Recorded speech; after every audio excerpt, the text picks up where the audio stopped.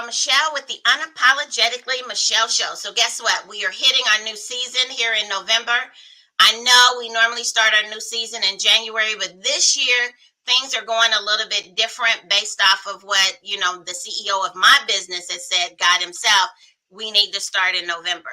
So I have some fabulous people that are up this season that are coming on the show, but to kick it off, we've got Ed and Angel with the Cooper Chronicles.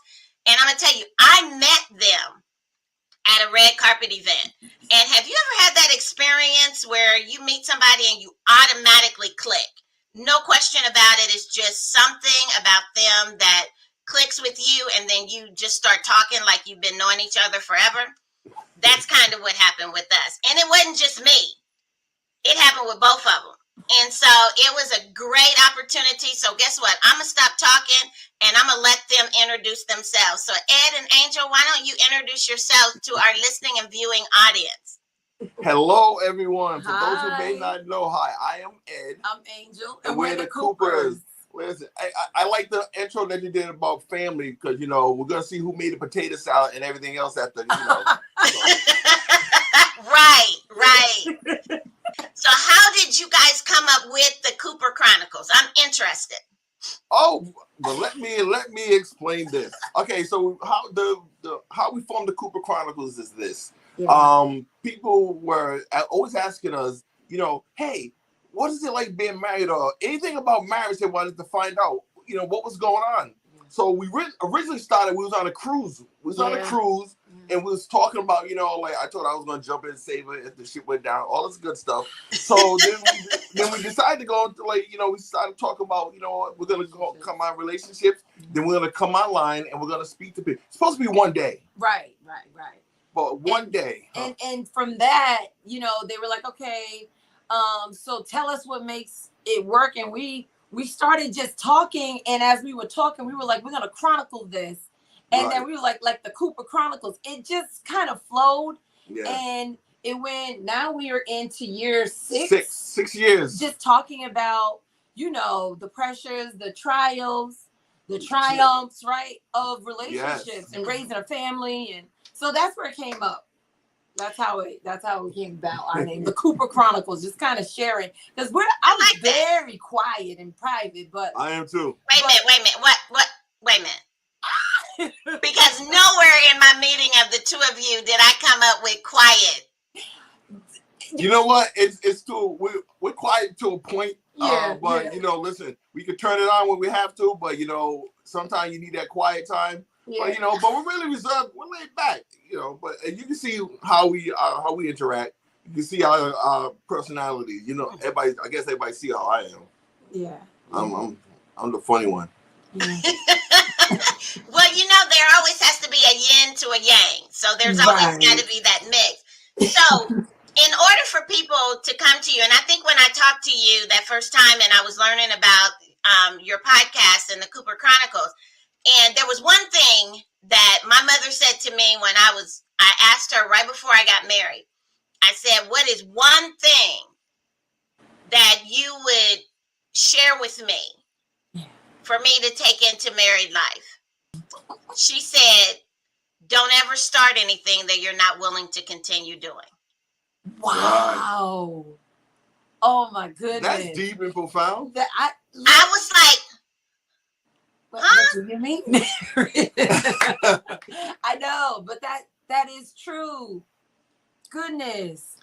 And I was like, okay, that wasn't what I was expecting. I mean, it turned out to be words of wisdom. Yeah. And so I asked her, I said, well, how did you and Dad stay married until he passed away? Yeah. And she said, she didn't say because I loved him so much and he loved me so much and, we were in this. No, she said because we both refused to leave. So we figured since we both refused to leave, we better figure out how to make it work. I love that. I don't know. There's something about that too, that, don't start anything you didn't not willing to finish, and then you both refuse. That means they were committed. Yes. I was just thinking too, what would I say? And it's interesting because at one point, and we wrote a book about working at love, and love is worth the work. But every now and then you see, like, you know, a love language, your love language may change. Right now, I would tell a person if they're looking for a relationship, what to do, like have understanding for each other. Because you're so like, you know, he's my yin, I'm my yang, I'm the yang, you know, we're different. Respecting that difference to me and understanding that right now is where I'm at. I would tell somebody, you know, you're in there, you fell for him, she fell for you. Well, I fell for you. And I fell for you after, but understanding, right, his differences, I'm different from him. And I think understanding each other really is crucial. It is critical for me. Yeah. Stick and stay as we take a brief commercial break. Are you sick and tired of feeling like you are not enough? Have you wasted precious time and energy trying to fix yourself instead of loving, accepting, and celebrating yourself? Couples, are you struggling in your relationship?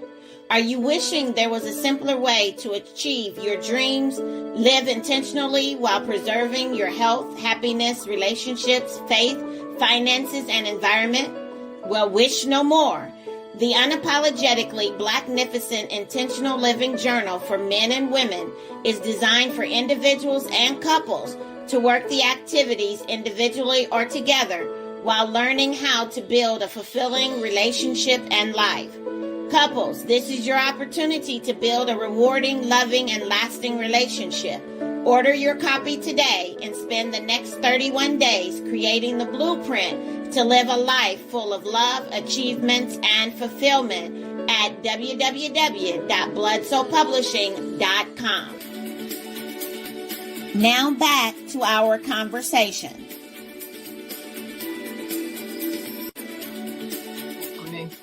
Yeah. Okay, wow. I want to let the people get a little bit of background on you guys. So, in order to talk about marriage, you know, you've got to have your credentials. So, in order to be the Cooper Chronicles, giving people advice about married life and what that looks like, how long have you guys been married? Matter of fact, we just celebrated our 30th year, our 30th wedding anniversary. Yeah. If you go to our YouTube page, there'll be some videos of that wedding, some of the scenes from the wedding. Yeah. We both became certified life coaches. Yes. And believe it or not, we came from different backgrounds, different backgrounds. I retired from law enforcement. Right. Now, how does law enforcement and marriage, listen, that's a bad combination right there. But you know what? Through the grace of God, I was able to make it through and do what I needed to do. Yeah. So, certified life coach, law enforcement. I retired from the school district. I was also certified, and we're authors and educated. Can I show the book? Yes, yes, sir. You can show it. Yes. Listen, this is let me get back here. However, this is me. This is our first book, which is Love is Worth the Work. Yes. Matter of fact, it's an interactive book where we don't just put a book out there and then you got to read it. No, there's inside the book. There's places. I'm sorry, honey. No, that's fine. Where you can do some challenge yourself. Right. Not everything is going to work that we do is going to work for you. You tailor it to fit your own needs. Yeah, and that I think is so important because not everybody wants. It is for singles too, because we talk about it's designed for marriages and individuals, and we ask questions like, how do you embrace and take charge over your current place in life, right? Yeah. Or what is your current situation, and write it down. Like as a creator of programs and educational programming, to me that was important that we get together and not just throw out. This is what you need to do. We ain't throwing no mess out there and have it stick against the wall and see what's there and then we're going to use it. No, like we wanted you all to really do the work.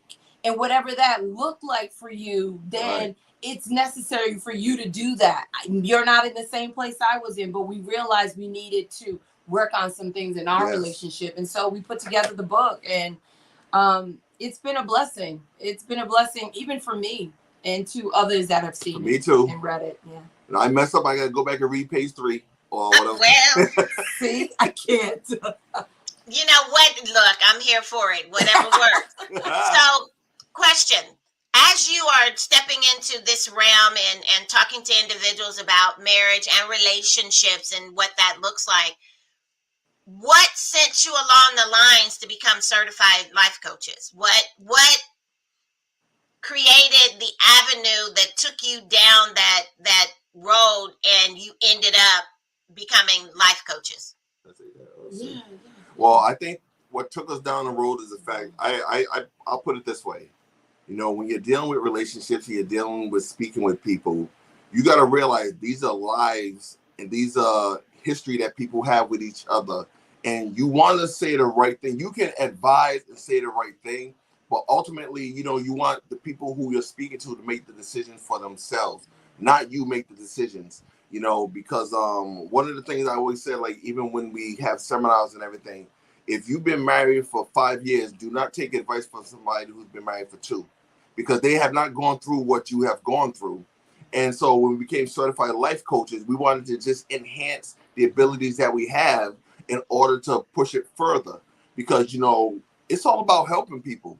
And sometimes as men, I will get in trouble with this, but men are afraid to ask for help, or, you know, or they don't feel they should be vulnerable in certain situations. So, you know, with that extra little backend of certified life coach, where we can help guide, not give you a thing, but guide you, you know, it just enhances the ability of the relationship.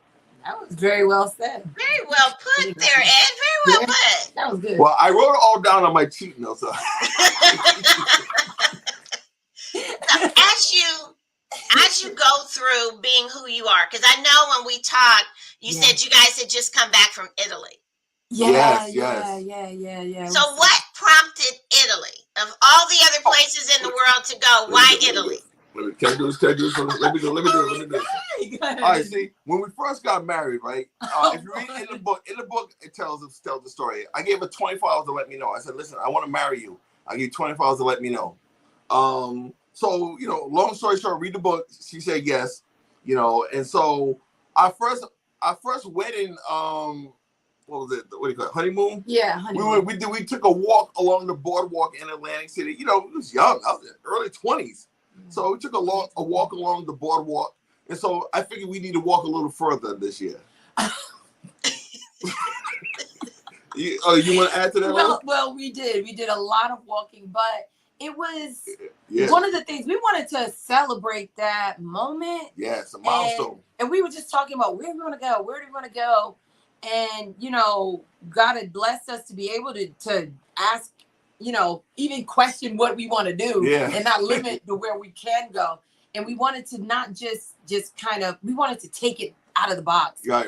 So we did the Mediterranean. We visited Rome for 3 days. Right. We walked. That's where the walking came in. The Colosseum, one of the 7 great wonders of the world, right? Walking the Colosseum, and then we ended up getting on a 8-day cruise, and we toured and went to one of the places for us was Ephesus. And, wow! Right, the Church of Ephesus, where Apostle Paul journeyed in his ministry. So it was so when I say it's gonna be on YouTube. We want you all to see that. We're gonna post that this week, so people can realize that life, even when we had issues in our marriage, we would have never saw ourselves there in Italy in year 10, not in our marriage. But I'm glad that we endured the hardships and we were able to be in a position to travel and enjoy Rome, Italy, Greece,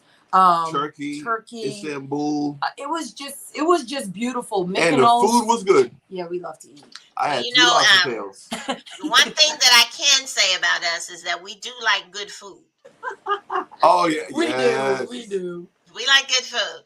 But that is awesome that you had an opportunity to go to Ephesus and be able to be in the place where it was one of the very first places that the Apostle Paul started a church. Yes. And so it begins to allow us to see that sometimes when we think that the United States is such a big place, it really isn't in comparison to all of the other great places that we have an opportunity to visit, if we will.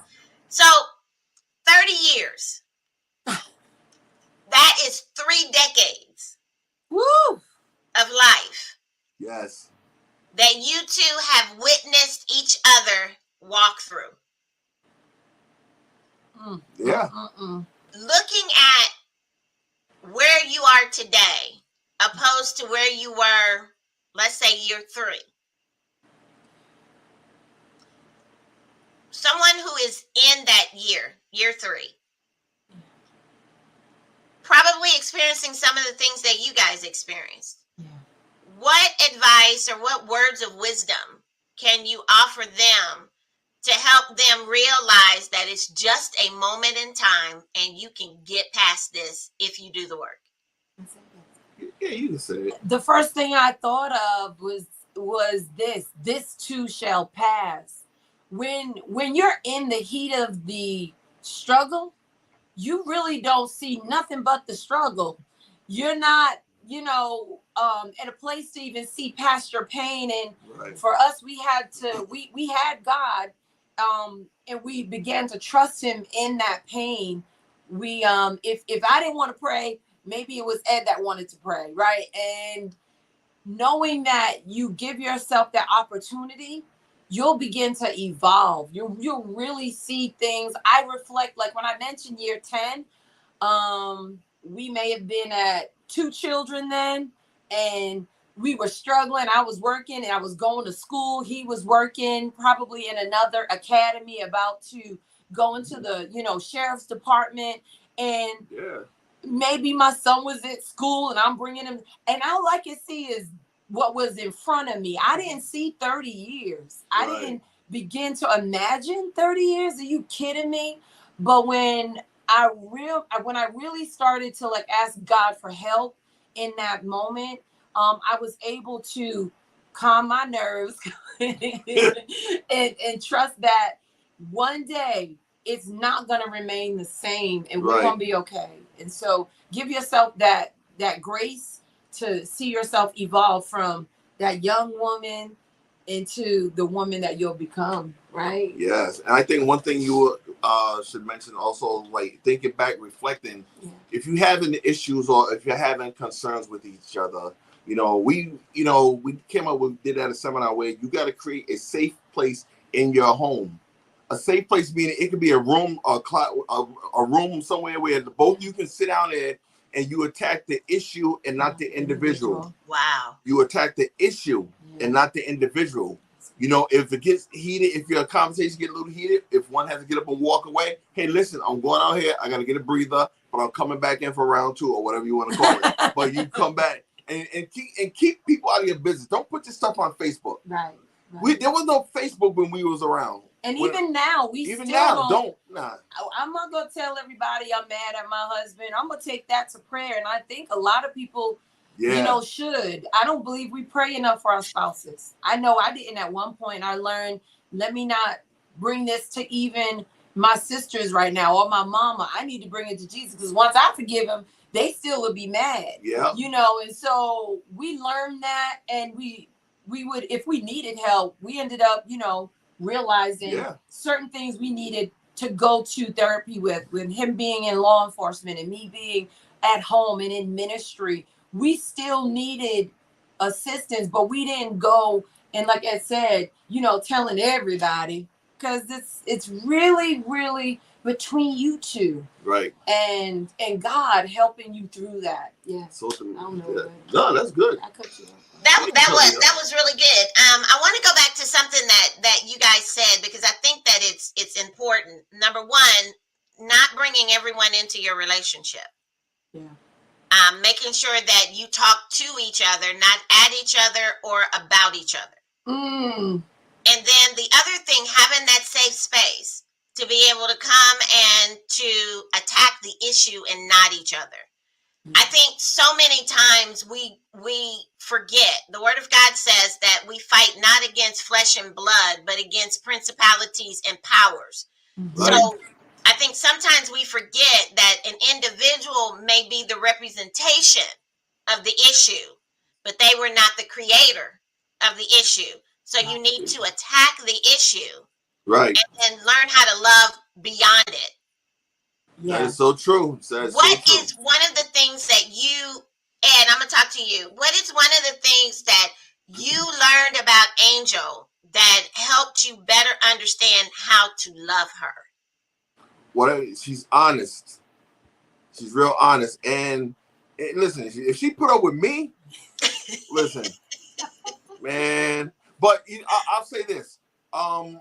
She's honest. She's sincere. She has a heart for God, but also the love that she displayed towards me. There was an instance where my whole family we had to become lifesavers, truly save lives, and the pressure and amount. But my wife was there. You understand? And people don't realize the impact. I tell people all the time, the impact. She's also a minister, and when people heard her prayer, during that instant, people heard her prayer. And you're talking 30 people, men and women crying. That shows me the impact that my wife has, and I love her for that. Listen, God will step in. She will call on God in a minute, and he will step in and he will handle the situation. And when I seen people, I'm talking 30 people, men and women crying. Listen, come on, man. She ain't going nowhere. Yeah. You are hilarious, Ed. Okay, same question, Angel. So he got me all, what? That was good. What's the question again, Michelle? Okay, so what is one thing about Ed, just one thing that you can talk to about Ed that is one of the reasons why you fell in love with him? Oh. My height? That's for me to answer. He's got a true heart. He really has a true heart to love, right? And not just because, physical or anything, but his heart, he's got a good heart. Like he was, before he retired from the sheriff's department, he was one of the most, and he's just mentioned his height. He may look so, intimidating, but his heart is so pure when it comes I couldn't show that at the job. I know that. But his heart for understanding and loving his family, like his mother, loving his siblings, loving me, or just trying to, in his heart to help, he'll do whatever he can. And so understanding that, so I'm gonna pull the curtain back. We're gonna pull the curtain back, and we're gonna do some unapologetic real talk. Okay. Yeah. Understanding now, Ed is an attractive man. He was in law enforcement. He's a godly man, and Angel, as well as I do, godly men are attractive to saved and unsaved. Right, Michelle. Women, okay? Yes. And men. So let's put that out there. Right. So for that woman who has an Ed in her life that is coming up against all of these entities that are hell-bent on making Ed their only, how can you help them navigate that space without them losing sight of the important thing? And that's the relationship and being focused on each other. You said do we both get to work answer this one? Yeah, we can, all right? Okay. You wanted both of us to respond? You both can. Well, I'm going to say what you said, a word that I had been talking about for so long because, and then I wrote a book about it, being focused and reminding yourself that you're favored, you're focused, and you're fierce. And I had to repeat that for myself because, yes, there were women, even if they knew I was the wife, they still was, it was relentless on their end. But I knew who I was. I had to remind myself of who I was when I was feeling like, oh, please, no. I know who I am. I know who he is to me. And I think as women, we forget and think because it didn't happen right away, and you might still be waiting for your king, and you're looking and you say, am I worth it? Am I enough? And that's one of the things I talked about in that book, a book of affirmations, to remind yourself you are more than enough. You are highly favored. You are favored. You are focused. And honey, you are fierce. I think reminding as a woman knowing who you are to your mate, or just knowing who you are waiting for your mate to come, is so important, because you can get lost in, I don't have that. I didn't have the cruise until 30 years later. There might be somebody that had it year 5, and I was like, how come I ain't got that yet? In time, and in your in between, and in your waiting process, just trust and know that God hasn't forgotten about what you prayed for, and what you want, and what you're looking for, and what you deserve. Because when we realize what we deserve, you won't settle. And I just want to encourage somebody, don't settle, and don't, I always remind myself, but I also have to tell, even tell those other women, and tell my husband, I know that I got to remember this. And so y'all don't forget that your favorite focus and your fierce. And listen, I would say for the men out there, listen, if you come up with a situation like that, the Lord gave you your wife as a helpmate. She's going to help you. My wife will drop knowledge, listen, this is what women look for. Listen, watch out for this. Listen, watch out for that. Because a guy's not going to think about that. He's not. I'm just going to tell it, guys. I'll probably get hate mail, but that's okay. The guy's not going to think about that. Be true to your wife. Listen to what she says, because there's something that's going to help you. Something that's going to help you, because, listen, not everybody's happy about your relationships all the time. No. Right. There's some people that want to tear it down. We did a thing on like a foundation of a house. You got a strong foundation. Right. You get a crack, you get a leak in there, it starts to erode your foundation. No, patch that up, fix your foundation, and get stronger.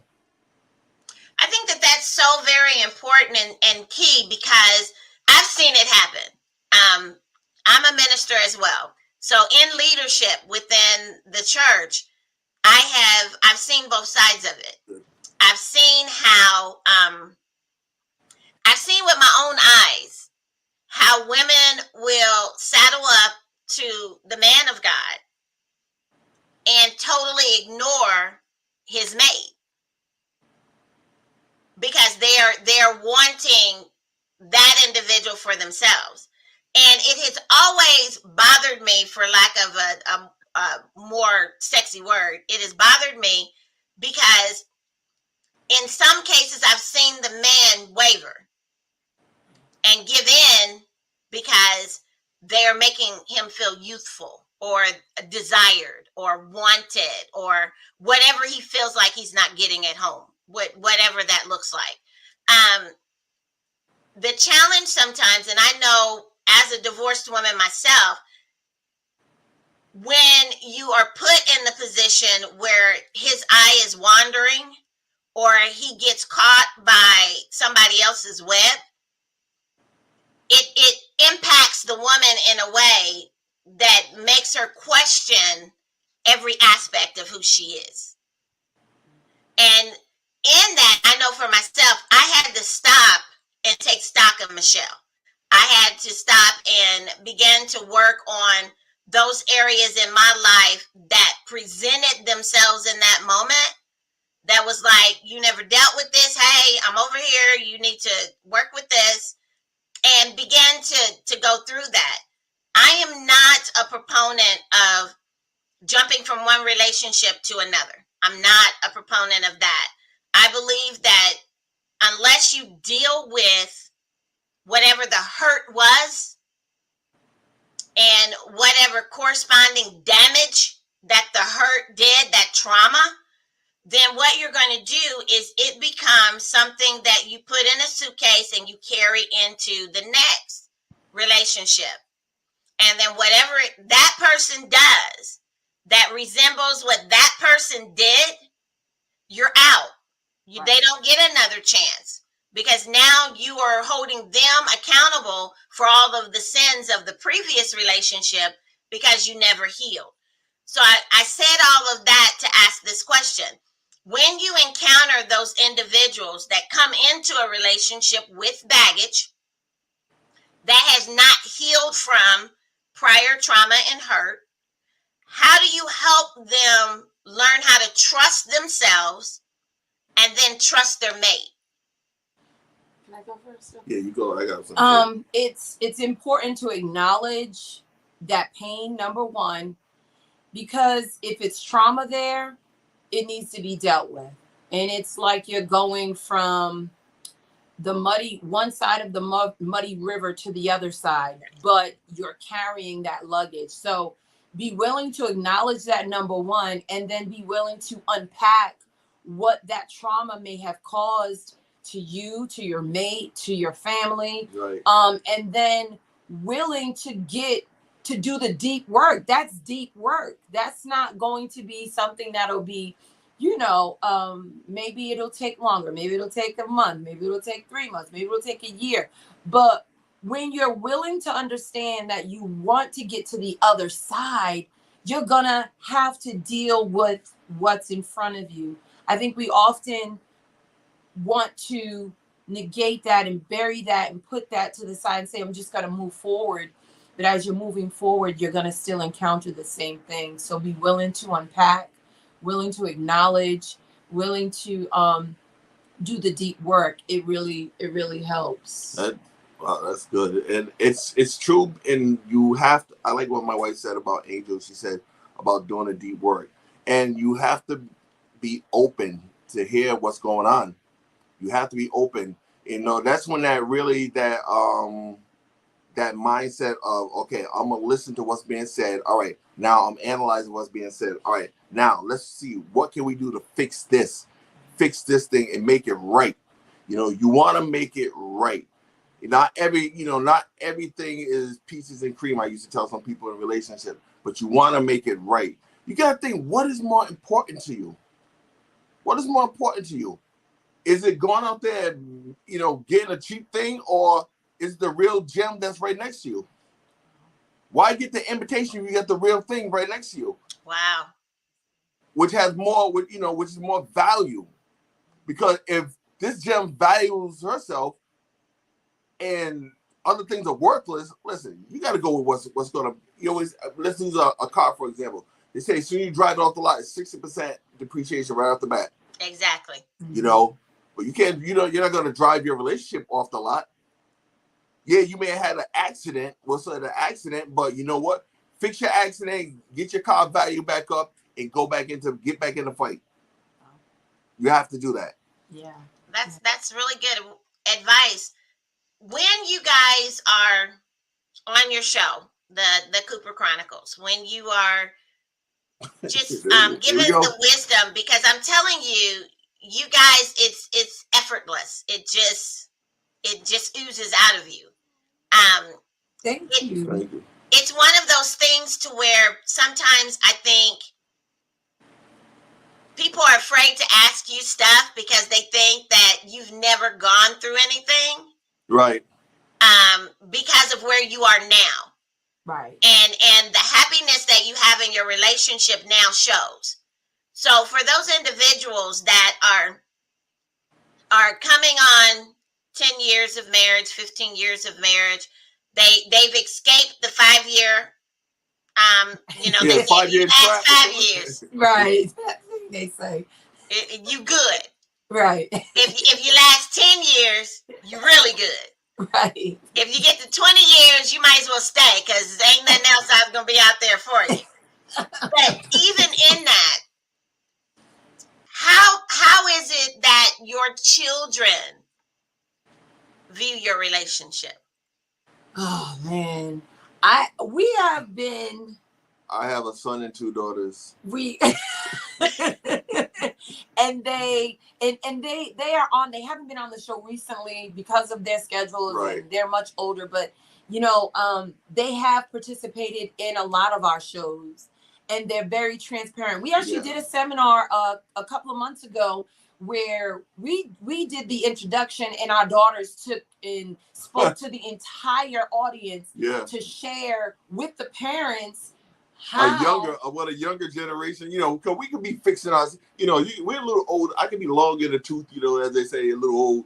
But they were giving an account of young people today on what they go through, because it's not the same. It may be the same thing what we went through, but it's more enhanced now. Right. It's more bolder now. So they did an awesome job. And they talked about from their perspective and how we were sitting there. We knew that they were going to take that moment, at least 20 minutes to talk. we gave that to them. Right. And to hear them talk about how we gave them a chance to be themselves. And it said one son and two daughters, and they're about, my son is 5 years older than the second, and the second one is 3 years. There's 3 years gap in between. And they said this, we're so, grateful that we let them speak and be themselves. Right. And they were able to, with boundaries, because, right. I'm still mom and he's still dad, they were still able to share, and they all went through their differences, but learning that if you open the door, listen, because my mom and dad showed me that, and they stayed married till 43 years until my dad passed, but we were able to come to a place where, and they believe God, they're in ministry, not as heavily as we used to be, but they believe, they sing, they worship, but they understand that God is our anchor. And they respected the fact that even in our issues, we talked about it. So we told them they could talk to us. Yeah. One of the most moving things we heard from our children when we renewed our vows, they said, we are so grateful that we were born into this family. I lost it because I didn't think I was a great parent, but I knew that right. Praying and asking God to say, well, let me hear what they may be experiencing. That blew my mind. Yes. But I think as parents, as people, we need to hear our young people. I worked out of high school, so I maybe understood that. My mother was an educator. My dad was a counselor. So we understood that. But our children see that, and they, I believe, are getting stronger because we work through what we are being faced with. And they see it firsthand. It's not something that's hidden away or anything. They see who we are. They see how we work, how we operate. Yeah. Because if people look back at the beginning of our relationship, it was as if we never even seen each other. Because I used to work, what was it? Oh my gosh. I worked 3 to 11, and my wife would work 7 to 3. Yeah. And I worked at a prison. Then I get forced over, so I work 11 to 7. Then she come in, that we would miss each other. Yeah, 10 years of that. It was like 2 ships crossing in the night. So we had to figure this thing out, figure out how to make this relationship work. I'm bringing my son to basketball. He doesn't know what's happening, so we had to give an update at 11 midnight. Yeah, 11 o'clock midnight. We talking about right. how to make it work and be willing to, reconnect. Right. Stick and stay as we take a brief commercial break. I'm Angel, and we're the Coopers. Listen, I know you have not seen us for a while. A lot has been going on, and boy, we're going to start posting and let you know what's been going on. Yeah, we're excited to be back. Yes, we are back. And we want to be able to share some things with you, our family, as to what we've been experiencing. And it's good to take some time for you to rejuvenate, to reset, and restart. Yeah. And it's just so many. Listen, there's so many things that was going on, but listen, they're good things. Yeah. Okay, they're good things. But we have something that we want to invite you guys to join in us with. Yeah. And it's about falling in love.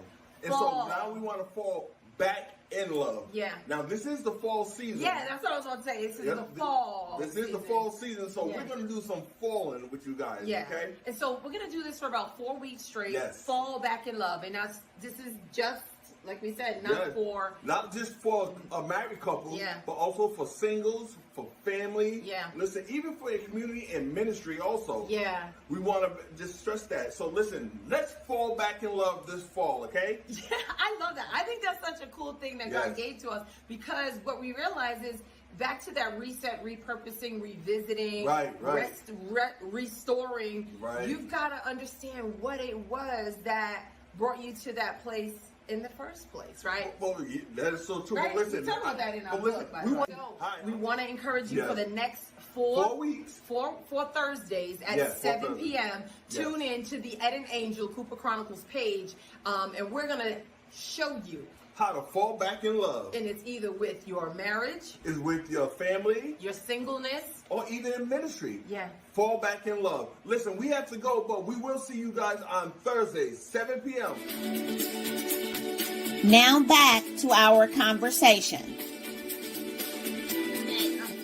Last question that I want to be able to throw out there to you guys. Okay. So you have gotten through 30 years of marriage. You're headed for year 31. And what's next? Wow. What's next? Yeah. Wow. Let's see. I would say another book. Yeah. A documentary. Yeah. On the experience, which is called the life-saving experience. Yeah. And just want people to see who we really are. Someone looked at our picture of us and they said, "Wow, you guys look like a reality show." So really, come live the life with the Coopers. You see what it's really like. Yeah. But I think I think wow. that's next. I think that's a good question. That's spot on. I know we want that story to be told. Yes. We gave, a workbook out, but we really want people to know that life-saving experience. That pretty much is why we started the Cooper Chronicles. And we want people to know that challenges we will face. Big challenges. We will be doing, again, we've been doing what they call a 28-day love challenge. In February, if it's 28 days or if it's a leap year, it'll be 29. But we'll be doing that and we'll share that because we realize challenges are in relationships. So we want to challenge ourselves to, become better and greater, whether it's to get the strategies and tips to know what to do in those challenges. Right. What we're doing now in this season is fall. So we're falling in love with what matters. And it's funny you mentioned family. Listen, about first, we turned away from our first love. Right. Abandoning, one of the things we talked about when we went to Ephesus was understanding that journey that Apostle Paul went through. And he told Ephesus, in essence, you abandoned your first love. And sometimes we need to be reminded of what that looks like. And so for the next 4 weeks, actually, we're in week 3, we'll be talking about marriages, but we talked about families and we talked about how to reconnect. And, each season, God really gives to us some certain things to really be, transparent and help people in relationships and families and individuals that are trying to know what this love thing is about, because love is not just an emotional word. It's being patient, even with yourself. Yes. Even with yourself, being kind and what that looks like. So what's next is the document. We're working on some things, hoping the doors will swing open. I know it will. But we really just want to encourage. Give us a synopsis of what it was about, really. I just brushed. I didn't put you on the spot like that. I just brushed over it. Yeah. But it was something like it's designed to let people know. Listen, you can get through anything. Yeah. Anything happen to your family, you can get through anything. Right. This is where a young lady, somebody lost their life, and I had to jump into a situation. Yeah. And as he was handling the situation, the whole family ended up having to be present. I had to call 911. And one of the things I mentioned at the top of this, conversation was that as I called 911, it ended up going to trial because the man ended up attacking this person. But as I was on the phone with 911, as he's an unarmed, not in uniform as an officer, I let that be made known, but I also was praying for the woman that was in my presence. And that was when I mentioned that 30 people in the case before the trial heard this, and everyone was just in shock to hear that there was a Bible believer that was praying to God, asking for help, and the woman ended up surviving. But I also ended up helping to protect. I ended up helping protect my husband as he was, pointing the gun at the assailant. And, of course, an unarmed black guy with a gun pointing it at a white male. Yeah. It's very suspicious. And normally they attack the black male instead of the white counterpart. But it was a very interesting story, but an experience that's where the Cooper Chronicles came from. And that's a documentary that someone is very interested in doing, and we want that to be in the book. So we'll talk more about that. Our children, we're working on another seminar for the couples and individuals. We do a lot of prayer. Let's Pray Global Network will be launching. We've been praying with Let's Pray Wednesday. Yes. We have the brotherhood praying and the women praying. We have over 12 women there praying. And we have 5 gentlemen right now. We're going to add more. We're going to have a meeting. So that's what we're doing. We just really want to encourage people to know that in relationships, in life, he's not going to leave us if we stick with him, and we can make it through. That's it. Wow, that was awesome. I have thoroughly enjoyed talking to you both. And Thank you you. are hilarious. Yes, you are. You are Thank hilarious. you. Yes, you are. If anyone wants to get in touch with you, how would they reach either of you or both of you? Yes. So right now they can connect with us at Ed and Angel, the CooperChronicles.com. That's our website. And in that website, there's an area where they can email us, and we would correspond that way. If you're interested in coaching, we do offer one-on-one, or we do group sessions. We'll be doing and offering a Black Friday deal for the year of 2023. And follow us on all social media platforms, Facebook, Instagram. Just Google the Cooper Chronicles, Ed and Angel Cooper Chronicles, you'll see us. Yes. And then get a book. And if you don't want to get one for you, get it for your relative, get it for someone, maybe a coworker. And that is Love is Worth the Work. You can get it at Amazon. Yep, Amazon.com. You can also get it at other retailers. And you also want to have Favored, Focused, and Fierce, which is right here. This is my baby. It's a book of affirmation, 50 days of affirmation. She wrote it for the women. And, we realized also that journals are really important. So we have a journal. I love journaling. I love to write what it is. Maybe it's a prayer, and maybe you want God to answer. So write it out and then put a check mark by it. And you can go back and say, wow, God really answered that. Or maybe I'm still waiting for that. But it's a journal you can get from Amazon, Favored, Focused, and Fierce. Most definitely. But that's what the Cooper Chronicles are about: empowering and encouraging and inspiring people.